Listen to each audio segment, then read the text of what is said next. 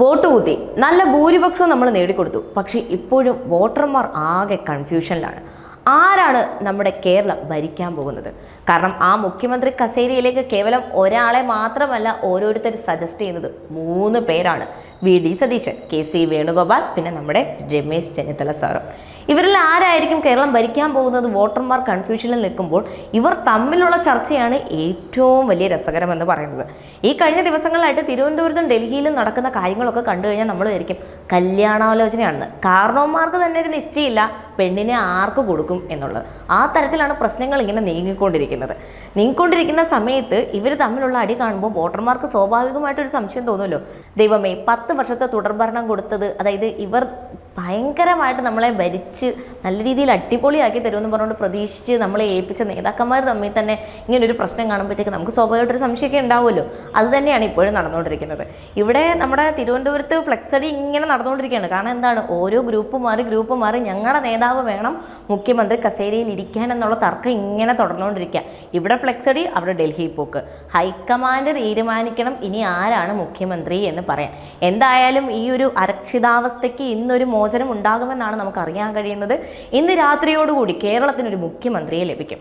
അതാരുമായിരിക്കാം? VD സതീശനായിരിക്കാം, KC വേണുഗോപാലായിരിക്കാം, Ramesh ചെന്നിത്തലയായിരിക്കാം. കാരണം VD Satheesan group പറയുന്നത് എന്താണെന്നറിയാമോ? അതായത് അവർ ശക്തമായി പ്രതിപക്ഷത്തിരുന്ന് പ്രതികരിച്ച് നേടിയെടുത്തൊരു വിജയമാണിത്.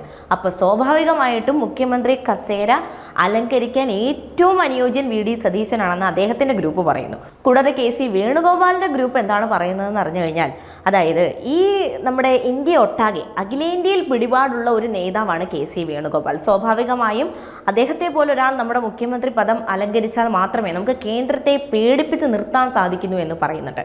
കൂടാതെ രമേശ് ചെന്നിത്തല സാറിനെ അനുകൂലിക്കുന്നവർ പറയുന്നത്, അതായത് ഉമ്മൻചാണ്ടി സാറിൻ്റെ കാലത്തുണ്ടായിരുന്ന ഒരു ഭരണമാണ് നിങ്ങൾ ആഗ്രഹിക്കുന്നതെങ്കിൽ തീർച്ചയായും രമേശ് ചെന്നിത്തല സാറിനെ മുഖ്യമന്ത്രിയാക്കണമെന്ന്. അപ്പോൾ ഇതിൽ 3 പേരിൽ ആരെ തീരുമാനിക്കുമെന്ന് സത്യം പറഞ്ഞാൽ തല പുകച്ചുകൊണ്ടിരിക്കുകയാണ് നമ്മുടെ ഹൈക്കമാൻഡ്. ഇപ്പോൾ ഹൈക്കമാൻഡ് എന്നുള്ള പേര് മാറ്റിയിട്ട് തലപുകഞ്ഞ് വട്ടായി പോകുന്ന ഒരു അവസ്ഥയിലേക്ക് ഹൈക്കമാൻഡ് എത്തുന്നുണ്ട്. അപ്പം എന്തായാലും ഈ പറയുന്ന പോലെ അണികൾ തമ്മിലുള്ള വഴക്കും ഈ ഗ്രൂപ്പുകളെയും ഒക്കെ ഇങ്ങനെ നടക്കുന്നുണ്ട്. അതിൻ്റെ കൂട്ടത്തിൽ ചില അണികളുടെ പെരുമാറ്റം കണ്ടു കഴിഞ്ഞാൽ എൻ്റെ വീട്ടിൽ ഇന്ന് അരി വെച്ചില്ലെങ്കിലും ഞാൻ എൻ്റെ നേതാവിനെ സപ്പോർട്ട് ചെയ്യുമെന്നും പറഞ്ഞുകൊണ്ട് ഈ പറയുന്ന പോലെ പോസ്റ്ററും ഒക്കെ താങ്ങി പിടിച്ചുകൊണ്ട് ഈ പറയുന്ന പോലെ നടക്കുന്നുണ്ട്. ഇതിൻ്റെ ഒന്നും എന്താ പറയുക, സ്വാഭാവികമായിട്ട് നിങ്ങളെ തന്നെയാണ് അവിടെ താത്തിക്കെട്ടി കാണിക്കുന്നത്. ഇതൊക്കെ കണ്ട് തമ്മിൽ തല്ലുന്ന അണികളോടാണ് പറയാനുള്ളത്. നിങ്ങൾ ഈ പറയുന്ന സോഷ്യൽ മീഡിയയിലൊക്കെ കിടന്ന് തമ്മിൽ തല്ലുന്ന ആ ഒരു പോരൊക്കെ കാണുമ്പോൾ നമ്മൾ വിചാരിക്കും ഇന്ത്യ പാകിസ്ഥാൻ യുദ്ധമാണ് നടന്നുകൊണ്ടിരിക്കുന്നത് എന്നുള്ളത്. ഒന്ന് ആലോചിച്ചേ, ഒരു അത്രയധികം ഭൂരിപക്ഷം കിട്ടി ജയിച്ചിട്ട് ആ ജയിച്ചതിൻ്റെ എന്താ പറയുക ഒരു സന്തോഷം ആഘോഷിക്കാനുള്ള സമയം പോലും കിട്ടിയില്ല. അതിനു മുമ്പേ നമ്മുടെ ഗ്രൂപ്പുകളെ അങ്ങ് തുടങ്ങിയിരിക്കുകയാണ്, ഗ്രൂപ്പ് പോര്.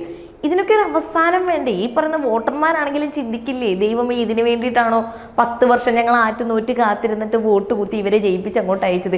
ഇവർക്ക് തന്നെ ഒരു തീരുമാനം ആയില്ലെങ്കിൽ എങ്ങനെയാണ്? ഇപ്പം തന്നെ ഞാൻ കേട്ടൊരു, അതായത് തമാശ രീതിയിൽ വന്നൊരു കാര്യമാണെങ്കിൽ തന്നെ ഞാൻ പറയുകയാണ്, അതായത് ഇനിയിപ്പോൾ വരുമ്പോൾ, അതായത് മുഖ്യമന്ത്രി പ്രഖ്യാപനം ഇന്നുണ്ട് എന്ന് കേട്ടപ്പോൾ സത്യം പറഞ്ഞാൽ ഞങ്ങളുടെ വോട്ടർമാരുടെ നെഞ്ചിൽ തീയാണ്. ഇനി ഈ 5 വർഷം എന്നുള്ളത് 3 പേർക്കായിട്ട് 3 നേരം വെച്ച് ഭാഗിച്ചു കൊടുക്കുമോ?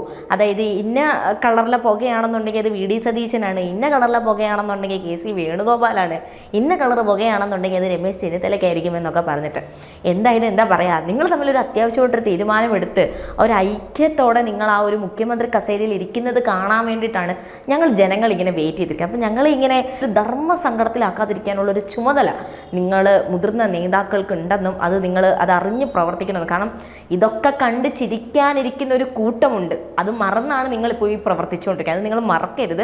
പിന്നെ കൂടാതെ ഇന്നിപ്പോൾ മുഖ്യമന്ത്രി പ്രഖ്യാപിക്കുമെന്ന് അറിയുന്നു. ഇന്ന് രാത്രിയോടുകൂടി നമ്മുടെ കേരളത്തിനൊരു മുഖ്യമന്ത്രിക്ക് ഒരു പേരൊക്കെ വരുമെന്നൊക്കെ അറിഞ്ഞതിൽ സന്തോഷം തന്നെ. വരുന്ന മുഖ്യമന്ത്രിക്ക് എല്ലാവിധ ആശംസകളും നേരുന്നു. അതായത് നിങ്ങളെ വോട്ട് കൂത്തി ജയിപ്പിച്ചത് തമ്മിലടിക്കാനല്ല, ഞങ്ങൾക്ക് നല്ലൊരു ഭരണം കാഴ്ചവെക്കാനാണ്. ആ ഒരു കാര്യം മറക്കരുത്. പിന്നെ പ്രത്യേകിച്ച് മുഖ്യമന്ത്രി കസേരയിലേക്ക് വന്നിരിക്കുന്ന ആളോട് പറയാനുള്ളതെന്ന് പറഞ്ഞു കഴിഞ്ഞാൽ, കസേരയ്ക്ക് നല്ല ഉറപ്പുണ്ടോ എന്ന് ചെക്ക് ചെയ്യുക. കാരണം പിന്നിൽ നിന്ന് വലിക്കാൻ നിങ്ങളുടെ കൂട്ടത്തിൽ തന്നെ ആളുകളുണ്ട് എന്നുള്ളൊരു കാര്യം നിങ്ങൾ മറക്കരുത്. അപ്പോൾ നമുക്ക് കാത്തിരിക്കാം നമ്മുടെ കേരളത്തിൻ്റെ മുഖ്യമന്ത്രി ആരാണെന്നറിയാൻ. ഇതിൽ കൂടുതൽ എന്തെങ്കിലും കാര്യങ്ങൾ അല്ലെങ്കിൽ ഈ തരത്തിൽ എന്തെങ്കിലും രസകരമായ ഒരു അഭിപ്രായം നിങ്ങൾക്കുണ്ട് എന്നുണ്ടെങ്കിൽ ഞങ്ങളുടെ ഈ വീഡിയോയ്ക്ക് താഴെ കമൻറ്റ് ചെയ്യും. ബാക്കി കാര്യങ്ങൾ നമുക്ക് നാളെ ചർച്ച ചെയ്യാം.